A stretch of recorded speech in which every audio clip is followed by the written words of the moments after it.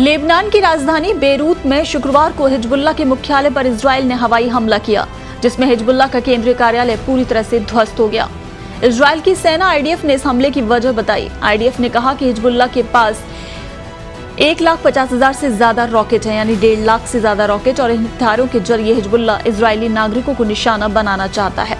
इनमें से कुछ हथियारों को रणनीतिक रूप से नागरिक आबादी के नीचे रखा गया है, लेकिन कल के इस हमले के बाद से ही ये कहा जा रहा है कि हिजबुल्लाह चीफ हसन नसरल्ला जो कि इस हमले में मारा गया है। लेकिन आपको बता दें कि हिजबुल्लाह के सूत्रों के मुताबिक ये जानकारी सामने आ रही है कि जो तमाम दावे हैं नसरल्ला की मौत के, ये झूठे हैं, यानी कि नसरल्ला अभी जिंदा है।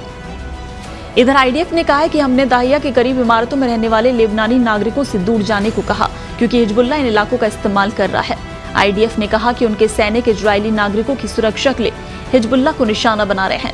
इस दौरान आईडीएफ ने स्पष्ट किया कि उनका लेबनान के लोगों के साथ कोई संघर्ष नहीं। इसी बीच इजरायल पीएम बेंजामिन नेतन्याहू ने संयुक्त राष्ट्र महासभा को संबोधित किया। संयुक्त राष्ट्र में नेतन्याहू ने कहा कि वो हिजबुल्लाह पर किए जा रहे हमलों को रोकने वाले नहीं हैं।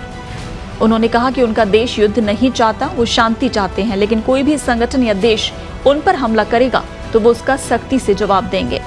इजरायल और हिजबुल्लाह के बीच जारी जंग के लिए नेतन्याहू ने ईरान को जिम्मेदार ठहराया। नेतन्याहू ने कहा कि जब तक हम अपने मकसद को पूरा नहीं कर लेते, हमले जारी रहेंगे। वहीं इजरायल की तरफ से हिजबुल्लाह के मुख्यालय पर किए गए इन हमलों के बाद ये बड़ी खबर सामने आई। रॉयटर्स ने लेबनान सशस्त्र समूह के एक करीबी सूत्र के हवाले से बताया है कि इजरायली हमले के बाद हिजबुल्लाह प्रमुख हसन नसरल्ला से संपर्क टूट गया। लेकिन फिलहाल हिजबुल्लाह के सूत्रों ने रॉयटर्स को बताया है कि हसन नसरल्ला अभी जिंदा है। हिजबुल्लाह के सूत्र ने कहा कि कई रिपोर्टों में दावा किया जा रहा था कि नसरल्ला की मौत हो गई, लेकिन ये दावे पूरी तरह से झूठे हैं।